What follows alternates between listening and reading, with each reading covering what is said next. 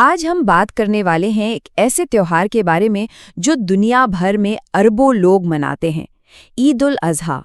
इसे बलिदान का पर्व भी कहा जाता है। तो चलिए समझते हैं कि इस दिन का असल मतलब क्या है। जरा इस नंबर पर गौर कीजिए, 2 अरब। ये कोई छोटा मोटा आंकड़ा नहीं है।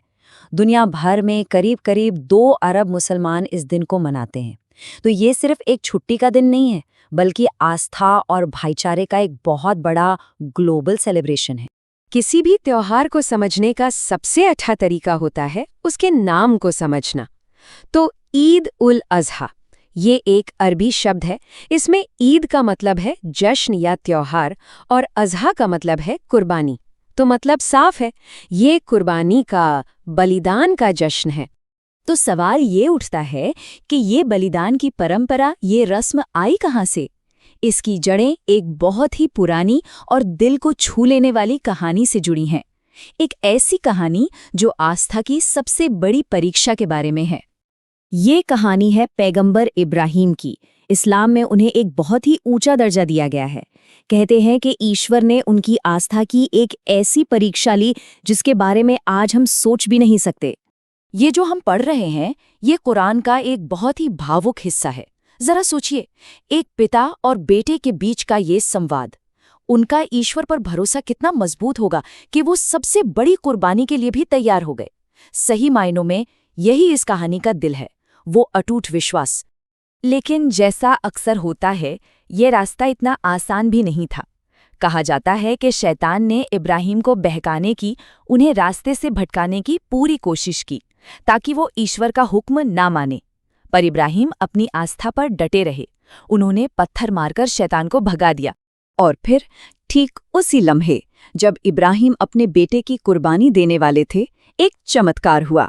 ईश्वर ने उनकी अटूट आस्था को देखा, उसे कबूल किया और उनके बेटे की जगह कुर्बानी के लिए एक मेमना भेज दिया। ये उनके विश्वास का, उनकी भक्ति का इनाम था। तो अब सवाल ये है कि आज के ज़माने में इस बड़ी परीक्षा को कैसे याद किया जाता है, और यहीं से इस त्योहार से जुड़े रीति रिवाज और परंपराएं निकल कर आती हैं।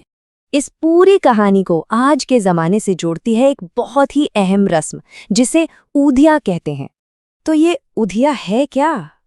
उधिया, या जिसे हम आम भाषा में कुर्बानी कहते हैं, वो सीधे सीधे पैगंबर इब्राहिम की उसी कहानी को याद करने का एक तरीका है। यह एक जानवर की रस्मी कुर्बानी है जो ईश्वर के हुक्म के आगे सिर झुकाने और उनकी रहमत का शुक्रिया अदा करने का प्रतीक है।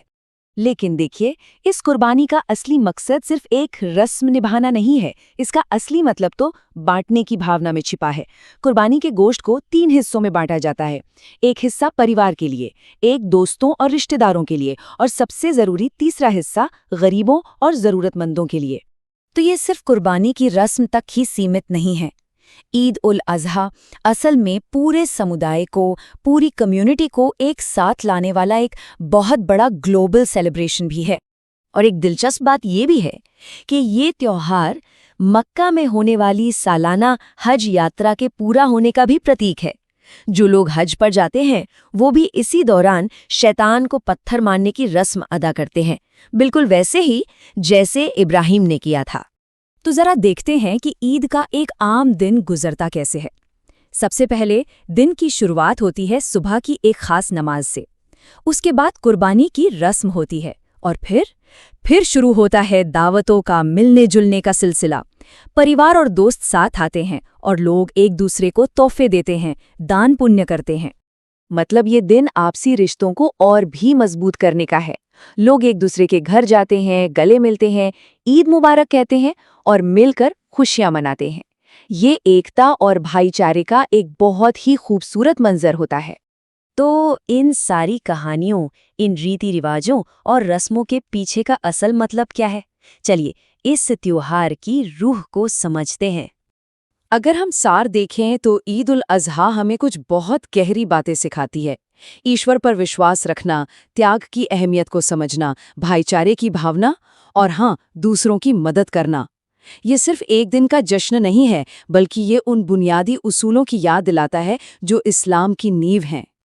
और आखिर में ये त्योहार हम सब के लिए एक सवाल भी छोड़कर जाता है कि आज की इस दुनिया में जहां हमारे पास सब कुछ है, हम किसी बड़े मकसद के लिए, किसी अच्छी बात के लिए सच में क्या कुर्बान करने को तैयार हैं? बस इसी सोच के साथ आज के लिए इतना ही। शुक्रिया।